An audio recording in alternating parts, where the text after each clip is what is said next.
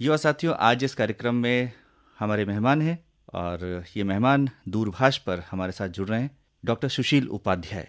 Doctor सुशील उपाध्याय प्राचार्य हैं चमनलाल स्नातकोत्तर महाविद्यालय लंढौरा हरिद्वार के। डॉक्टर उपाध्याय, कार्यक्रम में बहुत बहुत स्वागत है आपका। जी धन्यवाद अनिल जी, बहुत बहुत आपका। डॉक्टर उपाध्याय, हम सभी जानते हैं कि कोरोना वायरस के संक्रमण के चलते हमारे महाविद्यालय, स्कूल, कॉलेजेस सब बंद हैं इस समय, और हमारे युवाओं के पास समय है लेकिन अनिश्चितताओं से भरा हुआ समय है। तो इस समय समय का सदुपयोग सबसे महत्वपूर्ण है। आप क्या कहना चाहेंगे हमारे युवा साथियों से? देखिए अनिल जी, एक महत्वपूर्ण बात आपने कही कि समय बहुत महत्वपूर्ण है। अगर ये समय चला गया तो फिर लौट कर नहीं आएगा। क्योंकि शिक्षण संस्थाएं अभी बंद हैं, तो युवाओं को ये तय करना है बिना देर किए हुए कि वो इस समय का किस तरह से बेहतरीन उपयोग कर सकते हैं। उसके लिए कुछ तैयारी करने की उन्हें अभी से आवश्यकता है। जब भी महाविद्यालय खुलेंगे आने वाले दिनों में या स्कूल खुलेंगे तो वो तत्काल परीक्षा का समय होगा। तो बेहतर बात यह है कि वो अपने शिक्षकों के संपर्क में रहें और उनसे ये मार्गदर्शन लेते रहें कि इन दिनों का पढ़ने पढ़ाने के लिए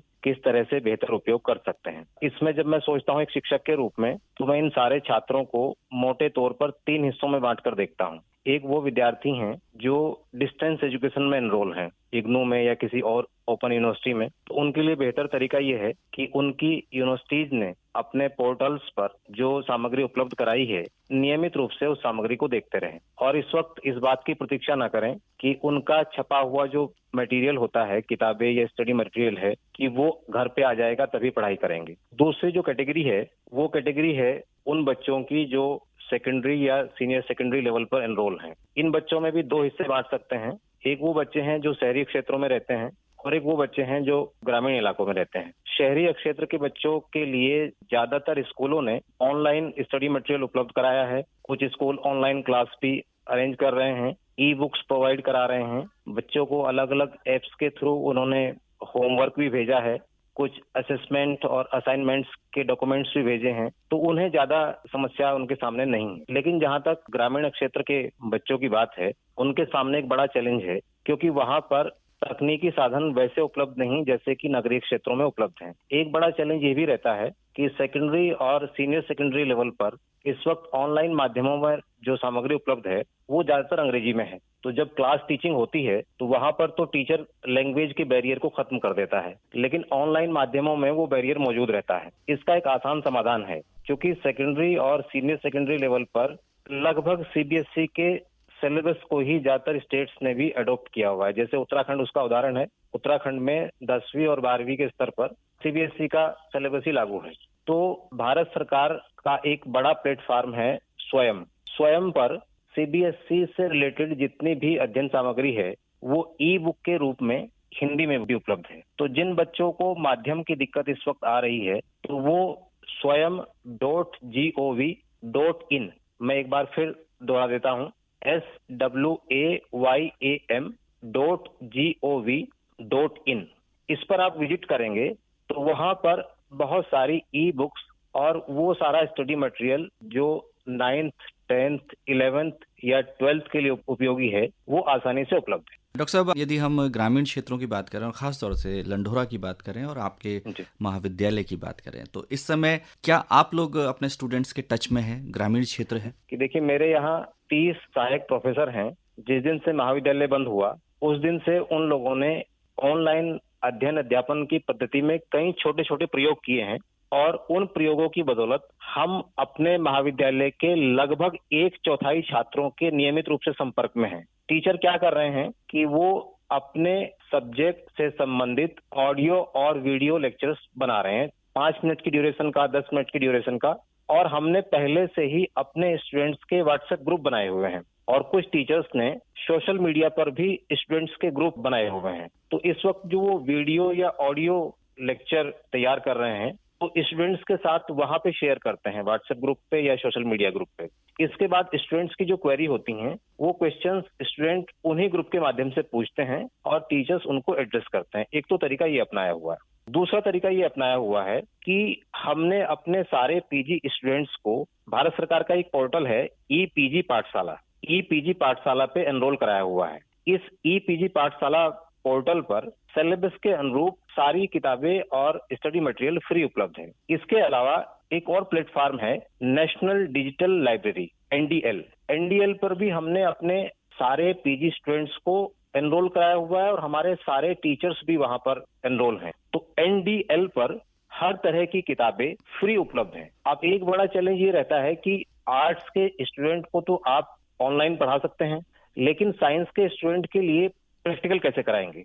अब इसका एक आसान समाधान ये है कि भारत सरकार ने, एमएचआरडी मिनिस्ट्री ने जो आईसीटी इनिशिएटिव्स लिए हैं, उसमें ही एक इनिशिएटिव है वर्चुअल लैब। तो साइंस का कोई भी प्रैक्टिकल आप वर्चुअली करके देख सकते हैं। हमारे टीचर्स ने इस तरह की कुछ प्रैक्टिकल्स को रिमॉड्यूल किया है और उनकी अवधि घटा के अपने स्टूडेंट्स के लिए उपयोगी बना के उनको सोशल मीडिया प्लेटफॉर्म्स के जरिए लगातार शेयर कर रहे हैं। और हम ये कोशिश कर रहे हैं कि जिन स्टूडेंट्स से अभी संपर्क नहीं हो पाया है, तो उन्हें भी किसी तरह से इन ग्रुप्स में शामिल कर लें। इसके अलावा कुछ टीचर्स ने अपने सब्जेक्ट के लिए स्पेसिफिक टॉपिक्स पर आउटलाइंस और कुछ ब्रीफ नोट्स भी तैयार किए हैं। तो उन नोट्स को भी हम स्टूडेंट्स के साथ शेयर कर रहे हैं। और अभी तक का जो हमारा एक्सपीरियंस है वो इस रूप में अच्छा है कि जैसा आपने बताया कि हमारा महाविद्यालय ग्रामीण क्षेत्र में स्थित है और वहां पर इंटरनेट की फैसिलिटी वैसी नहीं जैसी कि नगरीय क्षेत्रों में होती है, तो भी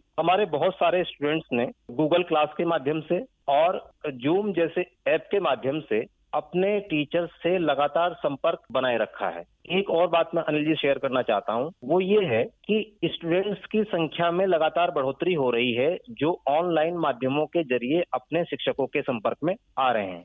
यहाँ बात कर रहे हैं लोगों से दूरभाष के माध्यम से, और हमारे पास इस तरह की शिकायतें भी हैं और ये आरोप आम तौर पर युवाओं पर लग जाता है और कहीं ना कहीं वो दोषी होते भी हैं कि वो सोशल डिस्टेंसिंग का उस तरह से अनुपालन नहीं करते और घूमने निकल जाते हैं। आप क्या कहना चाहेंगे इस कार्यक्रम के माध्यम से? देखिए, हमने अपने शिक्षकों के माध्यम से और अपने छात्रों को लगातार ये बताने की कोशिश की है कि अगर आप सोशल डिस्टेंसिंग का पालन नहीं करेंगे तो न केवल आप अपने आप को, अपने परिवार को, अपने आसपास के दायरे को और अपनी सोसाइटी को ऐसे खतरे में डाल देंगे जिसका कोई समाधान निकट भविष्य में दिखाई नहीं देगा। और मुझे इस बात की खुशी है कि हमारे स्टूडेंट्स ने सोशल डिस्टेंसिंग के मामले को केवल महाविद्यालय तक या अपने शहर तक सीमित नहीं रखा, बल्कि वो अपने गांव और अपने घर तक इसको लेके गए। हम लोग अक्सर अपने बच्चों से पूछते हैं कि आप कब से घर से बाहर नहीं निकले या आज आप कितनी बार घर से बाहर गए। और मैं उन पे भरोसा करते हुए बात कह सकता हूं कि हमारे जितने भी युवा छात्र छात्राएं हैं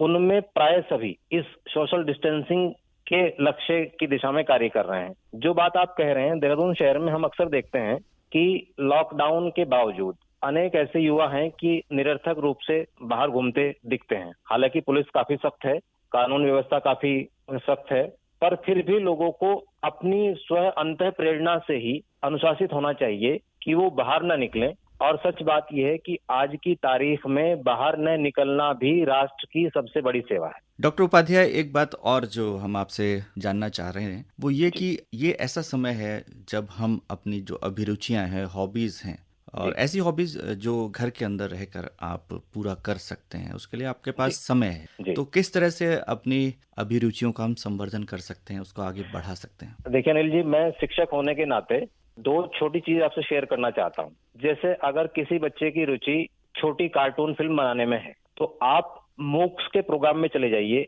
MOOCs.org, या EDX के प्रोग्राम पे चले जाइए, EDX। ये प्रोग्राम भारत के जानी मानी संस्थाओं ने, जिसमें IIT शामिल हैं, IIMs शामिल हैं, उन्होंने तैयार किए हैं। सपोज आप छोटी फिल्म बनाना चाहते हैं, आप कार्टून फिल्म बनाना चाहते हैं, आपकी रुचि बागवानी सीखने में है, आपकी रुचि खाना बनाना सीखने में है, आपकी रुचि कोई नई लैंग्वेज डेवलप करने में है, कोई छोटा टीवी प्रोग्राम बनाने में है, पर्सनैलिटी डेवलपमेंट का कुछ आप गतिविधि सीखना चाहते हैं, कोई स्किल डेवलप करना चाहते हैं, ये बात तो वो हैं जो पढ़ाई लिखाई से जुड़ी हुई हैं, जिनको आप फ्री सीख सकते हैं। और फ्री सीख के आप इनकी अप्लाइड फॉर्म का भी प्रदर्शन करके देख सकते हैं। अब इसके बाद बात है घर के भीतर आप क्या कर सकते हैं। देखिए, हम भले ही कहते हैं, लेकिन सच्चाई ये है कि हमारे यहाँ घर के भीतर के ज्यादातर कामों के मामले में ये माना जाता है कि ये काम या तो लड़कियों को करने हैं या महिलाओं को करने हैं। ये एक बड़ा मौका है युवाओं के लिए, लड़कों के लिए, कि कम से कम वो घर के भीतर रह के आज की तारीख में ये उम्मीद ना करें कि घर की साफ सफाई भी माँ या उनकी बहन करेंगी, खाना भी उनकी माँ या बहन बनाएंगी, उसमें भूमिका निभानी चाहिए। और इतना अगर नहीं कर सकते तो घर में जो साफ सफाई का काम है, आपको अपनी किताबें साफ करके रखनी है, आपको अपनी सेल्फ साफ करके रखनी है, आपको पौधे गमले साफ करके रखने हैं, वो कर लीजिए। डॉक्टर उपाध्याय, सोशल मीडिया में तरह तरह की फेक सूचनाएं जी इस समय हैं, तो जी, हमारे युवाओं से क्या कहना चाहेंगे कि वो अफवाहों से दूर रहें? इस बात से सहमत हूँ कि सोशल मीडिया पे जिस तरह के मैसेज आ रहे हैं, तो ये मान के चलिए कि अगर 4 मैसेज आ रहे हैं तो 3 मैसेज संदिग्ध हैं। इसमें 2 महत्वपूर्ण बातों को इस वक्त युवाओं को ध्यान में रखने की आवश्यकता है कि एक तो देश में आपदा अधिनियम लागू है इस वक्त, तो और दूसरी बात यह है कि आपदा अधिनियम लागू होने के वक्त अगर आप आपदा को लेकर किसी भी तरह की अफवाह या कोई भी गलत संदेश प्रसारित करते हैं तो आपके खिलाफ सख्त कानूनी कार्रवाई हो सकती है। दूसरी बात यह है कि देश का साइबर एक्ट बहुत ही सख्त है। अगर आपने किसी भी ऑनलाइन माध्यम के जरिए, वो सोशल मीडिया का कोई भी प्लेटफॉर्म हो, अगर उसका दुरुपयोग इस तरह की सूचनाएं फैलाने में आपने किया है तो आपके खिलाफ काफी कड़ी कार्रवाई हो सकती है। एक पहलू तो है ये। दूसरा पहलू ये है कि अगर हम सच में अपने समाज के प्रति और अपने देश के प्रति जरा भी निष्ठावान हैं, तो हमें कोई भी ऐसा संदेश जिसमें सांप्रदायिक सौहार्द बिगड़ता हो, धार्मिक वैमनस्य पैदा होता हो, देश की अखंडता एकता को कोई नुकसान पहुंचता हो, वो कोई भी संदेश हमें नहीं आगे बढ़ाना चाहिए। और अगर कोई व्यक्ति इस तरह का संदेश हमारे पास भेजता है तो, और अगर वो व्यक्तिगत रूप से हमारे संपर्क में है, तो हमें उसको भी सचेत करना चाहिए कि इस तरह के संदेश भेजने से बचे।